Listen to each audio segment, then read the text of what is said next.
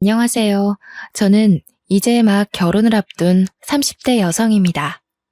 저는 결혼을 함으로써 새 삶을 살게 된 사람 중 하나인데요. 그 말은 결혼하기 전에 제 인생이 파란만장했다는 뜻이기도 합니다. 신랑 쪽과 문제가 생겨서라고 생각하시는 분들이 계실 수 있어요. 그러나 아쉽게도 제 문제는 시댁 쪽이 아닌 친정 쪽에 있네요. 결혼을 앞둔 여성들의 고민을 들어볼 때면 시댁으로부터 겪는 갈등이 주된 이유던데 나쁜 시댁을 만났다면 그 또한 공감이 되는 고민이라 생각합니다. 그러나 저는 말씀드렸다시피 시댁이 아니라 친정이에요. 태어나자마자 성장 과정을 함께한 가족한테서 받는 갈등은 제 평생을 좌지우지할 만큼 큰 문제거리지 않나 싶습니다. 제 인생이야말로 정말 드라마 같다고 얘기할 수 있지 않나 싶어요. 영화 속에서나 만들어낼 법한 시나리오라고 생각했던 일이 제게 실제로 일어났다는 겁니다. 지금부터 들려드릴 제 사연이 전부 거짓 같겠지만 놀랍게도 실화라는 걸 염두하면서 감상해 주시길 바랄게요. 저는 대학에 입학을 했을 당시에도 학교와 집이 가까웠기 때문에 독립을 하지 않았던 사람입니다. 독립의 필요성을 못 느끼기도 했어요. 그래서 저의 가족, 부모님과 친언니와 함께 한 집에 살았죠. 친언니는 저와 5살 차이였는데 남들이 자매라면 되게 많이 싸우겠다고 사이 안 좋지 않냐고 묻는데 맞습니다. 저희 집도 다른 자매들처럼 많이 다투는 사이였어요. 주로 친언니가 저한테 시비를 걸어오는 터라 저도 참지 않고 덤비는 쪽으로 늘 다툼이 발생했죠. 생각해보면 한 번도 친언니와 싸우지 않은 날이 없던 것 같아요. 제 머리가 최대한 기억하는 과거가 유치원 때인데 언뜻 생각하는 그때의 잔상도 저는 항상 친언니한테 늘 미움을 받는 동생이었거든요. 자라나면서 저도 머리가 커지니까 그 괴롭힘의 기억은 선명하리만큼 깊게 남았고 당시 저와 친언니는 걷잡을 수 없을 만큼 감정의 골이 깊어져 버렸죠. 어디서부터 어떻게 화해를 하고 풀어나가야 될지 생각조차 할 수 없는 관계였습니다. 그건 저희를 보는 부모님도 마찬가지였어요. 저 또한 친언니와 잘해보고 싶은 생각이 없었습니다. 한 번도 친언니와 좋았던 추억이 없기 때문이었는지도 모르겠네요. 지금 생각해도 친언니는 저에게 있어 제일 가는 영악한 사람일 뿐 그리움이나 아쉬움 따위 없습니다. 친언니는 항상 저를 이유 없이 때리고 욕을 했는데요. 한 번은 부모님이 그걸 크게 혼낸 적이 있었습니다. 아마 제 기억으로 초등학교 저학년 때였던 걸로 압니다.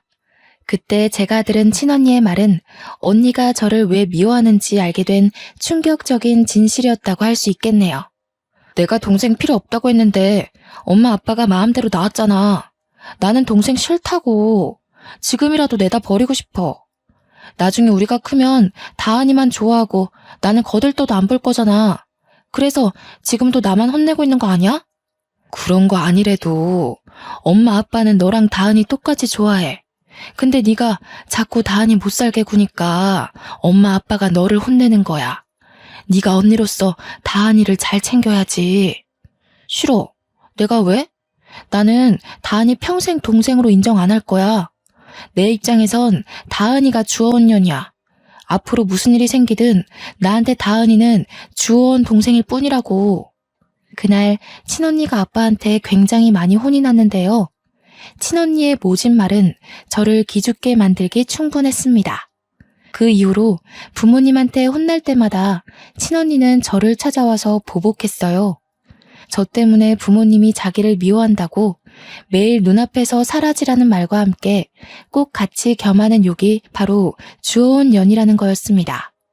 처음에는 그 말에 기가 죽어서 친언니한테 욕만 들으면 울기 바빴거든요.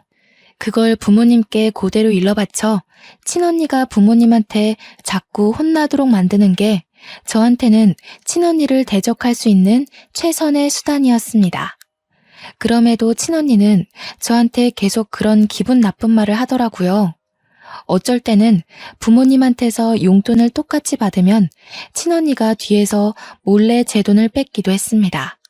언니 나이가 많아지다 보니까 더는 부모님한테 일러 바치는 게 언니한테 위협이 되지 않더군요.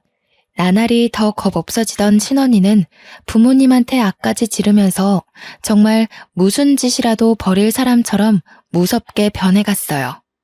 부모님도 점차 나이가 들어가다 보니까 친언니를 나무라는 방향보다 회유시키는 방법으로 부드럽게 대하려 노력했습니다. 그러나 부모님의 꾸지람이 그치는 건 친언니를 더 날고 뛰게 만드는 길과도 같았는데요. 부모님의 꾸지람이 더 이상 자신을 자극하지 않자 친언니는 대놓고 저를 괴롭히기 시작했어요. 그때마다 부모님은 예전처럼 무섭게 매를 들지 않고 말로만 동생한테 그러지 마 하고 말았죠. 초등학생 때만 해도 언니가 무서워서 나약하게 당하기만 했던 저는 부모님이 저를 포기했다고 생각했어요.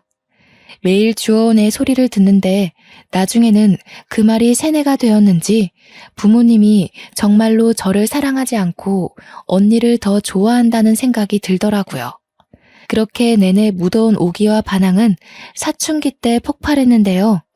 그 시기에 저는 여태 가족들에게 보여줬던 모습과는 조금 달랐을 겁니다. 진짜 주워온 것 같이 생긴 게 누군데? 나는 엄마 아빠랑 닮았는데 언니는 어디 닮은 구석이 있기나 해? 내 친구들은 언니 보고 부모님이랑 하나도 안 닮았다고 그러더라. 언니야말로 주워온 사람 아니냐고 그랬어. 뭐라고? 미쳤어? 네가 뭔데 나한테 그런 말을 해? 넌 나한테 그럴 말할 자격 없어. 너 실수로 만들어진 애인 거 모르지? 주제도 모르고 어디서 까불어? 친언니 말로는 부모님이 친언니 하나만 키우고 아이를 안 가질 생각이었는데 실수로 제가 생기는 바람에 낳았다고 했어요. 당시 그 말에 진심으로 상처를 받았지만 어릴 때처럼 부모님한테 찾아가 따져 묻지 않았습니다. 부모님을 믿었다기보다는 친언니 말에 휘둘리지 않고 싶었던 마음이 더 컸던 것 같아요. 그래서 어쩌라는 식의 대꾸만 하면서 친언니에게 되레 언니한테 배웠던 것처럼 욕만 해댔네요. 그렇게 친언니와 저는 서로 고등학생과 대학생이 될 때까지도 대들며 대판 싸우기를 반복하는 삶을 살았습니다. 저희를 혼내다가 지친 부모님은 우리 둘을 보고 절대 붙어있지 말라고 크게 나무라며 용돈을 끊기도 했어요. 당시 용돈이 한참 필요한 나이였던 저희들은 그 때문에 집에서만큼은 다투지 않게 되었습니다. 그러나 집 밖을 나서는 순간 저희는 집에서 일으키지 못한 분란을 한꺼번에 몰아서 터뜨리곤 했는데요. 한 번은 친언니와 제가 귀가 시간이 겹친 적 있었는데 아니나 다를까 저희는 엘리베이터 안에서 크게 다투고 말았습니다.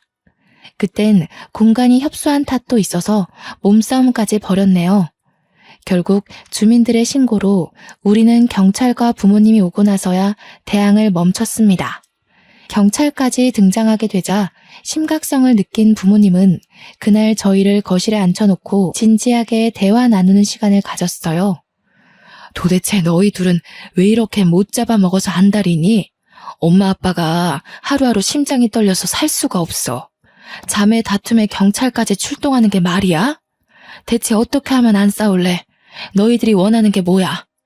내가 왜 동생도 아닌 애랑 엄마 아빠를 공유해야 되는데? 싫은 건 싫은 거야. 방법 같은 거 없어. 내 눈에서 김다은이 없어지지 않는 이상 계속 이렇게 지낼 거야. 난 이런 주어온 애랑 가족하기 싫거든. 담이야, 너 왜 자꾸 동생한테 그런 소리를 하는 거야? 다은이가 어디 주어온 애라는 거니? 자꾸 그런 못된 소리 하면 너희 둘 다 집에서 완전 쫓아낼 수도 있어. 그러니까 내가 동생 필요 없다고 진작 얘기했었잖아. 차라리 쫓아내. 그럼 김다운도 이 집에서 나가게 되는 거잖아. 난 절대 얘 동생으로 인정할 수 없으니까 엄마 아빠가 얘 버리든 내쫓든 뭐든 해. 김담이 입 안 다물어? 가족인데 싫고 좋고가 어딨어. 한 지붕 아래 살면서 서로 포용하고 보듬어줘야지. 엄마 아빠가 너한테 못해준 거 있어? 대체 왜 이렇게 못된 생각을 하는 거냐? 꼴도 보기 싫으니까 방에 들어가. 친언니가 저더러 주워내라고 소리치는 건 내내 한결같았는데 그런 소리를 할 때마다 부모님은 날이 갈수록 상상외로 격한 반응을 일으키더라고요. 친언니가 하는 다른 폭언에 대해선 아무 말도 없다가 꼭 주워내라는 말에서만 민감하게 반응하셨어요. 한 번은 아빠가 성인이 된 친언니를 방에 데려가 딱딱한 매로 훈육을 시킨 걸로 알고 있습니다. 언니가 저를 때렸을 때도 그런 훈육은 없었는데 명절 때 친척들 앞에서 언니가 저한테 또 주워내라고 욕하는 바람에 혼났던 걸로 기억해요. 그 이후로 친언니가 아빠한테 과하게 혼났는지 저는 언니와 말 한마디 안 섞는 사이로 변질이 되었습니다. 그렇게 친언니가 대학을 졸업하고 취업을 위해 독립을 한 후에야 저희 집안에 평화가 찾아왔죠. 그 당시 부모님은 제 마음을 많이 들여다봐 주셨어요. 솔직히 저는 매번 친언니만 훈육하고 친언니만 보듬어줘서 저한테는 관심이 없으신 줄 알았거든요. 그런데 친언니가 없으니까 저한테 무한한 사랑을 베풀어 주시더라고요. 감히 말은 신경 쓰지 말거라. 엄마 아빠가 너를 주워왔을 리 없잖니. 혹시라도 언니가 한 말을 내내 담아두고 있다면 엄마가 직접 확인시켜 줄 수도 있어. 엄마 아빠는 너랑 담이랑 정말 똑같이 사랑해. 누구 하나 덜해주고 잘해주고 그런 적 없어. 그런데 담이가 우리 다은이 태어나는 바람에 서운한 게 많았나 봐. 다은이가 언니 마음 이해해 줄 수 있지? 참, 혹시 담이가 우리 몰래 너한테 뭘 더 얘기한 건 없었니? 그냥 엄마 아빠는 언니를 더 좋아하고 나는 실수로 생긴 애라서 어쩔 수 없이 키우는 거라고 했어. 그래서 나는 엄마 아빠가 당연히 언니를 더 좋아하는 줄 알았는데. 어머나 세상에, 담이가 그런 말까지 했니? 아휴, 여보, 우리 첫째를 어쩌면 좋아. 담이가 왜 그렇게 심술을 부릴까? 우리가 담이한테 얼마나 많은 노력을 했는데. 친언니가 있을 때는 부모님의 심정이 어떤지 솔직히 생각해 볼 겨를조차 없었습니다. 그런데 친언니 없는 집안에서 부모님의 민낯은 그 어느 때보다 허약하고 언니에 대한 두려움을 가지고 있더라고요. 처음엔 친언니의 폭주족 같은 질주 본능이 무서워서 그렇게 친언니 걱정을 하는 건 줄 알았습니다. 저도 언니를 맞서 싸우고 대들긴 했지만 친언니가 무섭긴 했거든요. 그래서 부모님이 언니 걱정하는 걸 저는 그냥 시원찮게 넘겨버렸어요. 또 괜히 저까지 부모님께 걱정을 얹어주고 싶지 않아서 뭐든 더 혼자 해내려고 했었습니다. 그렇게 조용한 가정이 유지되던 어느 날 친언니는 명절 때도 잘 나타나지 않다가 결혼할 남자가 생겼을 때야 얼굴을 비췄는데요. 그때가 제가 대학을 졸업했을 때였어요. 친언니 상견례 때에 부모님이 저더러 오지 않는 게 좋겠다고 해서 저는 일부러 참석하지 않았습니다. 친언니와 고등학교 이후로 만난 적이 없어서 다툼은 따로 없었지만 남자를 데리고 오랜만에 나타난 언니가 저에겐 인사도 안 하는 걸 보고 아직도 나한테 남은 앙금이 그대로구나 싶어 저도 굳이 상견례에 따라가고 싶지 않더라고요. 친언니 결혼식에만 눈에 안 띄게 참석했고 언니한테 축하 인사도 안 하고 나왔습니다. 이후 저는 취업에 성공해서 친정을 나오게 되었는데요. 직장 가까운 곳으로 독립을 하기 시작했습니다. 부모님이 친언니가 독립할 때와 달리 저를 알뜰히 살뜰히 챙기는 모습이었어요. 이제 집에 자녀들이 다 빠지고 없으니 적적하셔서 나를 더 걱정하는 건가 싶은 생각만 들었습니다. 저는 부모님이 마음을 조금이나마 놓았으면 해서 독립하고도 하루에 한 번씩 꼭 인사 전화를 했습니다. 얼마나 좋아하시던지 제가 친구들과 논다고 깜빡 전화를 잊었을 때는 꼬박 문자가 와 있었어요. 당연히 제게 무슨 일이 생긴 줄 알고 넣는 걱정 어린 문자였죠. 부모님은 저와 친언니를 낳고 한순간도 두 발 뻗고 못 주무셨을 텐데 독립하고 나서까지 부담을 주기가 싫더라고요.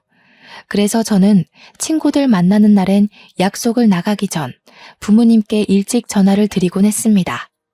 부모님 말 들어보니까 친언니도 종종 부모님께 연락을 하고 있는 것 같더군요. 아마 제가 결혼하지 않는 이상 저는 친언니 볼 일이 영영 없지 않을까 싶네요.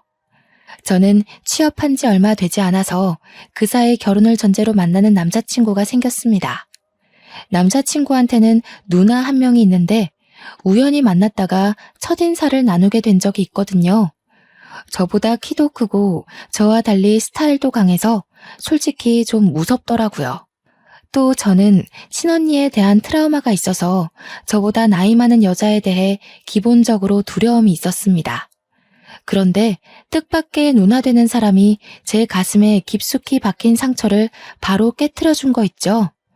초면이나 다름없는데도 제게 그렇게 친언니처럼 잘해주는 겁니다. 다은아, 오늘 언니랑 같이 백화점 갈래? 너 이틀 뒤에 생일이라면서 언니가 선물 하나 사줄게. 지나가다가 너한테 정말 잘 어울릴 것 같은 신발 하나 봤거든. 영훈이 이 자식은 네 생일을 임박해서야 알려주는 거 있지? 아니에요, 언니. 괜찮아요. 신경 안 써주셔도 돼요. 생일이 특별한 날도 아닌데요, 뭘. 그러지 말고 제가 맛있는 거 사드릴게요. 제 생일이니까 제가 영훈 오빠랑 같이 밥 쏠게요. 생일이 왜 안 특별해? 그리고 나 7살 어린 동생한테 밥 얻어먹을 정도로 능력 없지 않다?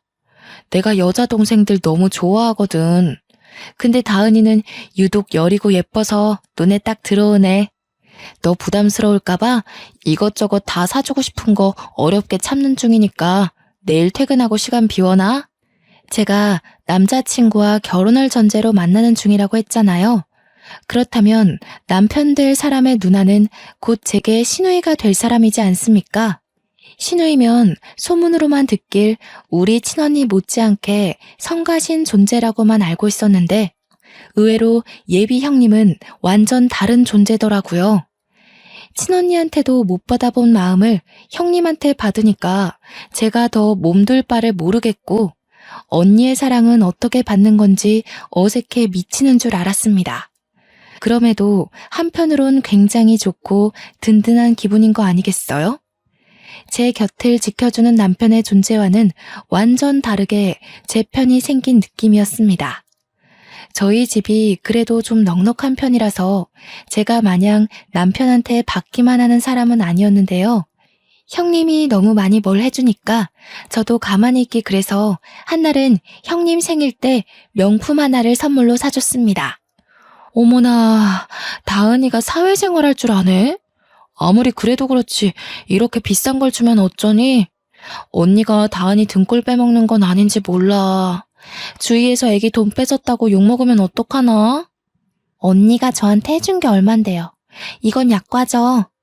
앞으로 가족이 될 사이기도 하니까 언니한테 주는 선물은 남자친구한테 주는 것보다 더 아쉽지 않아요. 내 동생이 여자친구 하나는 거물로 잡았네. 혹시라도 영훈이가 너 못살게 굴면 이 언니한테 말해. 언니가 다신 찍소리 못하게 바로 처단해줄게. 당시 형님과 저는 얼마 만난 사이도 아니었는데 그저 형님이 제 친언니였으면 좋겠다 생각한 적이 한두 번이 아닙니다. 그만큼 형님이란 존재가 제게 색다른 감정을 깨우치게 만들었다는 거죠. 남편도 제게 하루빨리 결혼하자고 조르던 시기였고 저 또한 시댁의 분위기가 너무 마음에 들었기에 결혼을 늦출 필요는 없다고 생각했어요. 그래서 친언니가 결혼한 지 1년 반 만에 저도 결혼을 마음먹게 되었는데요. 제가 결심하고 부모님께 처음으로 알려야겠다고 준비하고 있던 그 시기에 뜻밖의 큰 고비가 찾아왔습니다. 친언니를 이렇게 빨리 다시 보게 될 줄은 몰랐는데 결혼식 때 보고 바로 다음 해에 만나게 된 셈이었어요. 그 이유가 바로 저희 부모님이 등산길에 미끄러져 사고를 당했다는 소식 때문이었습니다. 주말이었기 때문에 연락받은 저는 급하게 병원으로 향했어요. 제가 병원에 도착했을 땐 이미 언니와 형부가 와 있었고 부모님은 생을 마감한 뒤였습니다. 뭐예요? 형부, 우리 엄마 아빠 어떻게 된 거예요? 왜 엄마 아빠가 돌아가셔요? 제가 어제만 해도 통화를 했단 말이에요. 분명 어제까지 나한테 일하느라 고생했다고 주말에 반찬 챙겨서 온다고 그랬단 말이에요. 거짓말이죠.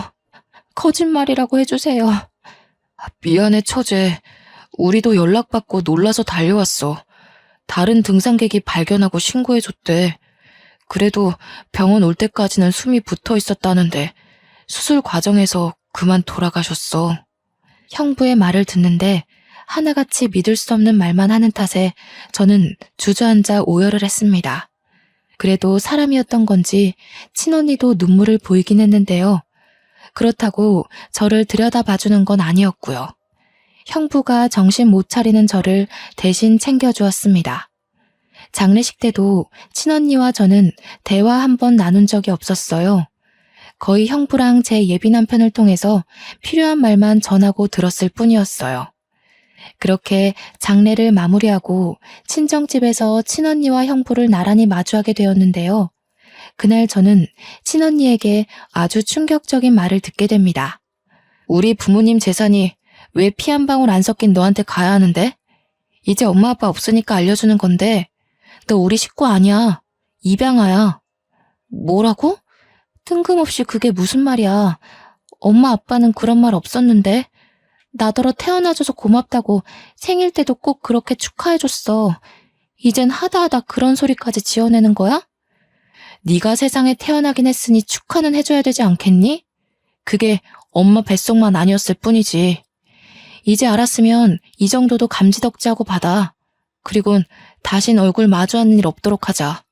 가족도 아니고 엄마 아빠도 없는데 얼굴 보는 거 더 이상 껄끄럽잖아? 친언니는 제게 어떤 종이 한 장과 돈봉투를 내던졌습니다. 두툼한 돈봉투보다 종이 한 장만이 제 눈을 의심케 했죠. 그건 다름 아닌 제 이름 앞으로 된 입양사실 확인서였습니다. 30여 년 가까이 이 사실을 모르고 있다가 부모님이 돌아가시고 나서 알게 된 저의 실체인 셈이었죠. 너무 충격이라서 그 확인서만 뚫어져라 보면서 아무 말도 못하고 있는데 친언니가 마지막 말로 제게 쐐기를 박더라고요. 엄마 아빠도 널 가여워해서 그만큼 키워놓은 거야. 근데 사람이라는 게 참 그렇다? 피 안 섞인 자식을 아무리 내 새끼라고 키웠다 해도 재산까진 물려주고 싶지 않은 게 부모의 진짜 진심이거든. 그래서 이미 나한테 상속하겠다고 위임장을 써놨더라고. 그러니까 내가 지금 너한테 준 돈은 온전히 내가 쓰는 선심이라는 거야. 감사하게 생각하고 네 돈 아닌 것에는 괜히 눈독 들이지 마. 그렇게 친언니는 그대로 집을 나가버렸습니다. 형부는 쭈뼛거리면서 일어나며 저한테 미안하다고 위로를 해줬는데 전혀 들리지 않았어요. 제가 입양하라는 사실이 그저 충격이라 아무런 행동도 취할 수가 없었죠. 그렇게 저는 며칠을 친정집에 고립되어 있었습니다. 남편도 형님도 그 누구의 연락도 받지 않고 울기만 했어요. 이미 하늘로 가버린 부모님께 원망하는 것 말고는 아무것도 할 수가 없어서 더없이 속앓이만 했네요. 엄마 아빠는 왜 그랬을까요? 왜 저한테 말해주지 않았을까요? 왜 내가 입양이 된 건지, 그럼 내가 버려진 아이라는 건지, 그렇다면 내 친모는 누구인지 저는 아무것도 알 수가 없었습니다. 나이가 30이나 되었다는 걸 잊어버리고서 다시 아이로 돌아간 것처럼 울었어요. 기진맥진으로 몇 주를 흘려보내고 친정집 빼고는 전 재산이 언니한테로 갔다고 문자만 받았습니다. 저한테 남은 거라곤 부모님과 살던 이 집과 친언니가 던져주고 간 5천만 원의 돈뭉치뿐이었죠. 그럼에도 그딴 돈 사정은 제 신경을 자극하는 거리가 못 되었습니다. 그보다 저를 여전히 휘어잡고 있던 문제는 거실에 덩그러니 놓여있는 입양사실 확인서였어요. 거기는 보육원 이름과 주소가 적혀 있었거든요. 제가 마음을 다잡고 집 밖을 나가게 만들어준 것이 바로 이것 때문이었습니다. 보육원의 존재를 찾기 위해 저는 집구석에만 박혀 있을 수가 없었어요. 그렇게 찾아간 보육원에선 아이들 소리가 가득했는데요.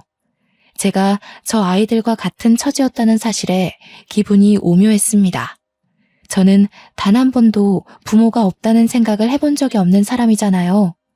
부모가 있는데 부모가 없는 애라고 하니까 도무지 받아들여지지 않는 거 있죠.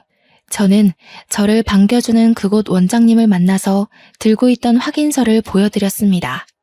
제가 여기서 입양되었다고 들었어요. 혹시 친모도 알 수 있을까요? 만나려는 게 아니라 어떤 분인지만 알고 싶어서요.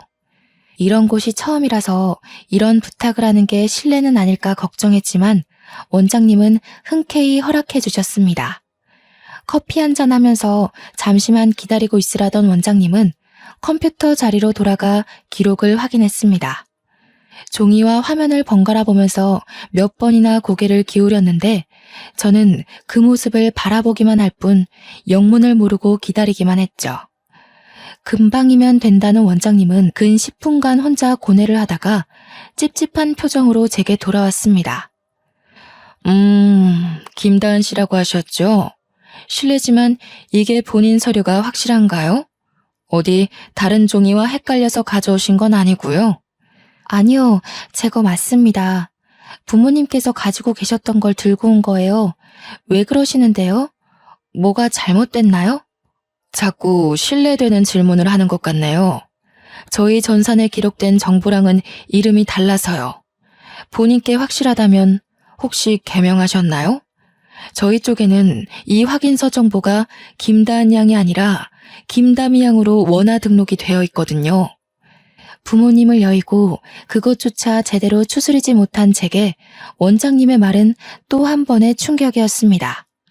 당시 그게 정말이냐고 원장님한테 몇 번이나 되물었던 기억이 나네요.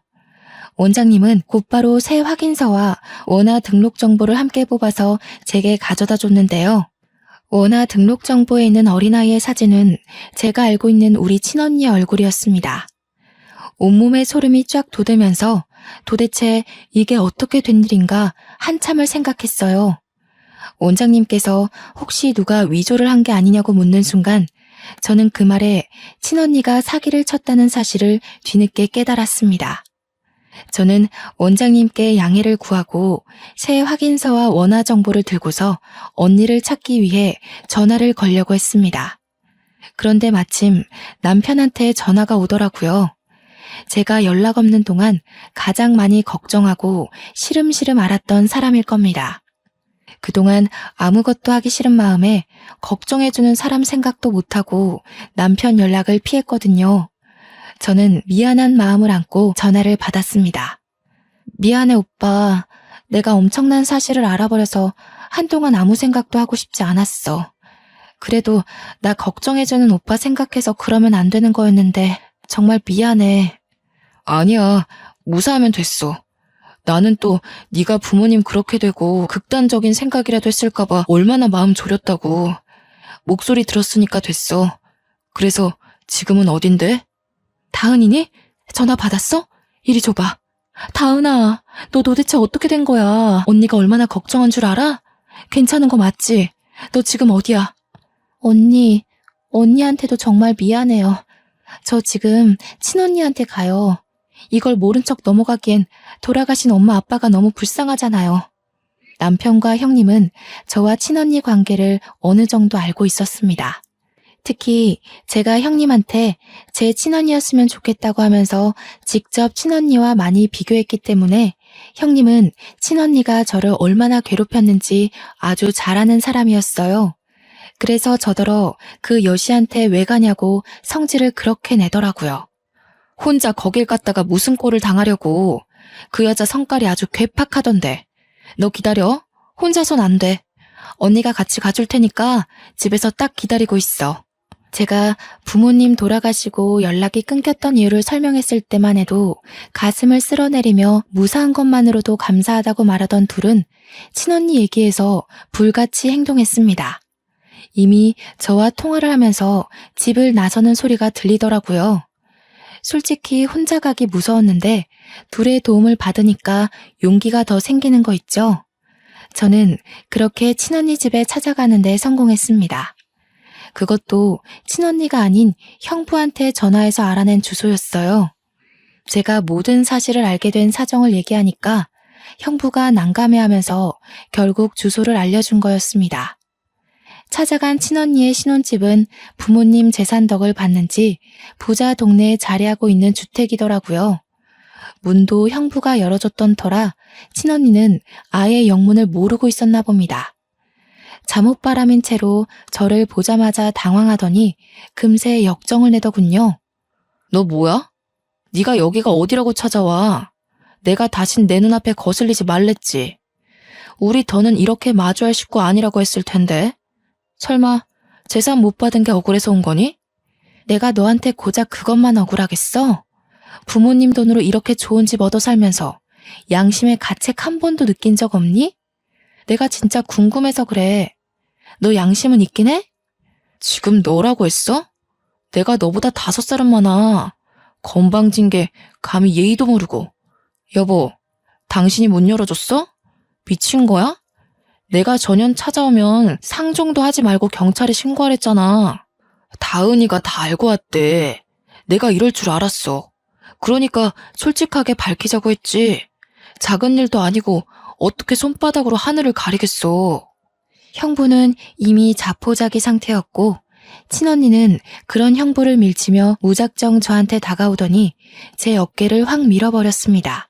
뒤로 넘어지려는 걸 남편이 붙잡아주는 덕에 다치진 않았네요. 그때 저 대신 나서서 친언니를 사정없이 밀어버린 사람은 다름 아닌 형님이었습니다. 이 우라질년이 어디에 그 더러운 손을 대? 네가 그동안 우리 다은이 괴롭힌 주원년이니? 어쩜 생긴 것도 사돈 어른이랑 이렇게 딴판인지 몰라. 사돈 어른 사진만 봐도 우리 다은이가 아니라 너 같은 게 주원 자식이라는 거 세상 사람들이 다 알겠더라. 친언니보다 형님이 2살은 더 많았는데 형님도 친언니 못지않게 한 성깔 한다고 남편으로부터 듣기만 했거든요. 당연히 저는 그런 무서운 형님의 모습을 아직 본 적은 없습니다. 제겐 늘 다정하고 털털하기만 한 사람이었으니까요. 뭐야 이 여자는? 김다은, 아주 꼴값을 떤다. 왜? 혼자로 안 될 것 같으니까 지원군이라도 끼고 온 거니?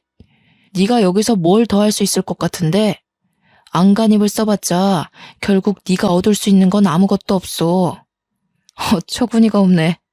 태생부터 거짓투성이라 그런지 생각하는 꼬락서니 마저 저렴하기 짝이 없구나. 너 같은 것들 때문에 착하고 선한 아이들이 고아라는 이유로 오해를 받는 거야. 뭐라고? 아까부터 이 여자는 누군데 남의 일에 끼어들어서 간섭이야. 김다은이 돈 주고 깽판 좀 쳐달라 부탁하던가요? 할 일 없으세요? 그래, 나 할 일이 너무 없어서 내 동생 지키는데 아주 혈안이 된 사람이다. 누가 우리 착한 다은이 피 빨아먹고 있다는 소문을 들었거든. 사기꾼 한 명 끌어내려고 냉큼 쫓아왔어. 형님이랑 친언니가 서로 덤비며 싸우려는 걸 형부와 남편이 말리느라 집안이 순식간에 난장판이 되었습니다. 그때 저는 친언니에게 다가가 제가 알고 있는 모든 사실을 밝히며 따져들었죠. 내가 입양하라고? 드라마 너무 많이 본 거 아니야? 요즘 세상에 그딴 거짓말을 하고도 언니가 무사할 것 같았어? 언제까지 숨길 수 있을 거라 생각했는데 형부가 미리 언지를 주지도 않았는지 친언니가 제 고백에 살짝 당황하더라고요. 그러나 그도 잠시 곧장 발뺌하며 오히려 적반하장식으로 나오길래 저는 가방에서 꺼낸 서류를 친언니 얼굴에 던져버렸습니다. 이래서 나를 그렇게 괴롭혔니? 뭐가 그렇게 셈이 나서? 너 도대체 뭐하는 인간이니? 우리 부모님 관심이 목적이었던 거야? 아니면 재산이 목적이었던 거야? 네가 이런 짓을 벌이고도 과연 하늘에 계신 부모님께서 곱게 눈 감아줄까? 그래서 네가 사실을 다 알았다고 해도 달라지는 건 없어. 이미 부모님은 나를 자식으로 인정했고 재산도 나한테 다 상속했잖아. 너야말로 이 재산이 탐나서 다 파헤치고 행패 부리는 거 아니야? 경찰 부르기 전에 당장 꺼져. 그래, 경찰 불러. 나도 네가 사기치고 부모님 재산 빼돌린 거랑 이 서류 조작해서 일 꾸민 거랑 싹 다 고발할 거야. 경찰 불러 당장. 싸우더라도 매번 동생이라는 이유로 지기만 했던 제가 경찰을 직접 부르는 솔선수범을 보이자 친언니가 크게 멈칫하는 겁니다. 그리곤 바로 형부를 뿌리치고 저를 덮쳤어요. 그대로 제 머리채를 잡는 친언니를 떼어놓느라 온 사람들이 우리를 애워싸기도 했습니다. 한바탕 소동이 일어난 사이 신고가 들어갔던 경찰이 찾아왔고 저와 언니는 나란히 경찰서를 가게 되었죠. 다른 식구들도 자차를 몰고 금방 뒤따라왔습니다. 거기서 저와 언니가 각자의 사정을 다 고백했는데 끝까지 자기가 친자식이라 주장하는 친언니 때문에 당장 해결이 안 되지 뭡니까? 제가 확인서도 다 보여줬고 원장님한테 전화를 걸어 확인까지 시켜줬는데 친언니가 너무 강하게 고집을 피우다 보니까 경찰도 제 의견의 신빙성이 더 필요하다고 느꼈나 봅니다. 경찰이 한참 곤란해하고 있는 그때 지켜만 보던 형부가 자처하여 제 입장에 힘을 실어줬는데요. 제가 말씀드릴게요. 더는 제 와이프가 망가지는 꼴을 못 보겠네요. 처제 말이 다 맞습니다. 필요하시다면 와이프가 여태 처제 속이려고 진행했던 재산 과정에 대해서도 증언할게요. 여보 미쳤어? 무슨 소리야. 도와줄 거 아니면 가만히 있던가. 우리 재산 몰수당하면 당신도 빈털털이 되는 거 몰라? 아무것도 모르면 가서 앉아있어. 결국 형부는 친언니를 외면하고 다른 자리에서 친언니의 실체에 대해 증언을 하였고 형부의 증언이 크게 작용하여 친언니는 그 자리에서 바로 구속이 되었습니다. 구속 수사를 하고 보니 친언니가 재산 상속 위임장에 부모님 도장까지 훔쳐서 직접 작성했다고 하는 거 아니겠습니까? 듣고서 기가 막혀 죽는 줄 알았습니다. 도대체 얼마나 배짱이 커야 이런 엄청난 일을 과감하게 저지를 수 있는 걸까요? 경찰 말로는 상속 재산 처분은 쉽게 해결하기 어려운 부분이라서 보통은 가족끼리 의논하여 합의를 본다고 합니다. 하지만 저는 여태 친언니에게 당해온 악질을 용서할 수 없었고 위임장까지 위조하면서 돌아가신 부모님을 능욕한 것 또한 절대 그냥 넘길 수 없다고 생각했어요. 저는 한치의 고민도 없이 친언니를 고소했습니다. 빚을 내서라도 변호사를 선임해 끝내 저희 부모님의 재산을 모조리 몰수해왔죠. 벌금을 낼 돈이 없던 친언니는 그대로 5년 이하의 징역을 살게 되었다고 들었습니다. 그 전에 형부와는 합의 이혼을 진행한 걸로 알고 있고요. 모든 걸 다 끝내버리고 친정집을 정리하던 중 형부에게 문자가 한 통 왔었는데요. 그동안 미안했다고 어른으로서 창피한 짓을 저질렀다며 사과하는 내용이더라고요. 그리고는 형부와도 연이 끊어졌습니다. 친정집을 부동산에 내놓고 정리할 때까지 제 옆을 든든하게 지켜준 예비 남편과 본격적으로 결혼 준비에 돌입했는데요. 남편이랑 형님이 힘든 일을 한꺼번에 치룬 저를 위해서 가족보다 더 따뜻한 손길을 내밀어 주었어요. 부모님을 여의고 제가 과연 이 넓고 험한 세상을 버티며 살아갈 수 있을까 무섭기도 했거든요.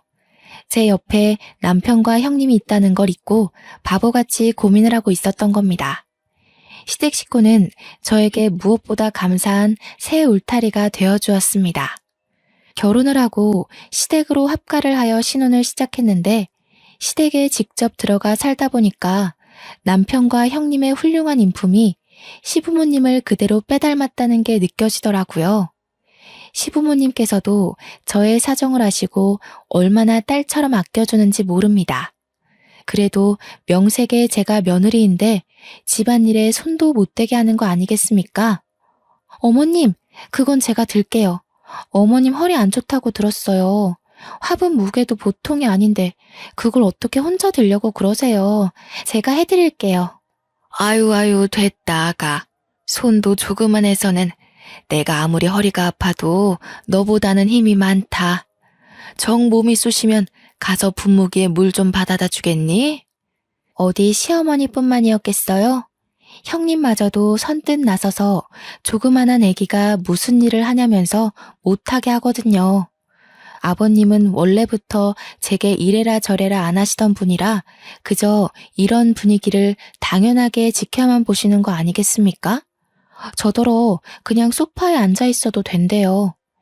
시무랑 형님이 주방에서 식사를 차리는데 며느리인 제가 거실에 앉아 있는 거 이상한 그림이잖아요.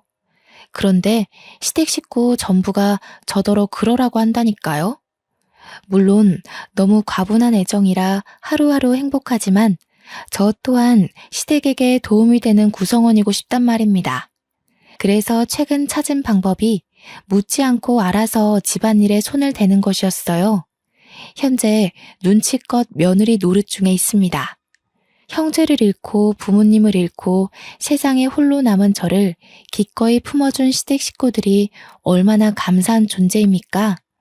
하늘에 계신 부모님께서 늘 그렇듯 제 걱정을 많이 했을 텐데 아마 시댁 식구들의 심성을 알고 이제 그만 안심하고 있지 않을까 싶습니다. 한편으론 부모님께 죄송하기도 하네요. 저한테는 친언니가 무척 미운 존재였으나 부모님께는 그래도 아픈 손가락 같은 자식이었을 거 아닙니까?